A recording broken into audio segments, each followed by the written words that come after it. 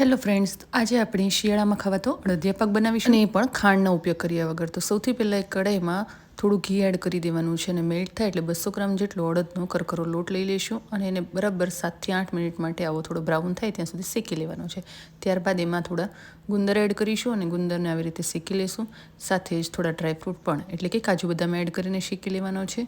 હવે અહીંયા મેં 100 ગ્રામ માવો એડ કર્યો છે, એને પણ સરસ રીતે શેકી લઈશું. તમે જોઈ શકો છો કે મિશ્રણ ઘટ થઈ ગયું છે. હવે તેમાં 1.5 ચમચી જેટલો 32 એડ કરીશું એટલે કે એનો મસાલો, અને ગેસની ફ્લેમને બંધ કરી બીજી બાજુ 3 મોટી ચમચી ઘી એડ કરી 200 ગ્રામ જેટલા સમારેલા ગોળને આપણે મેલ્ટ કરી લેવાનો છે. પાયો નથી કરવાનો. તો આ ગોળ મેલ્ટ થઈ ગયો છે. હવે તેને એડ કરીને બરાબર મિક્સ કરી લઈશું. તો અડદિયાનું મિશ્રણ છે તે તૈયાર થઈ ગયું છે. હવે થોડું ઠરે એટલે આવી રીતે એને શેપ આપીને અડદિયા વાળી લેવાના છે. તો ખાંડની ચાસણી વગર એકદમ હેલ્ધી દેશી ગોળથી બનાવેલા અડદિયા તૈયાર છે. તો ફ્રેન્ડ્સ, તમને મારી રેસીપી ગમી હોય તો વિડીયોને લાઇક અને શેર કરજો અને ચેનલને સબસ્ક્રાઈબ કરજો.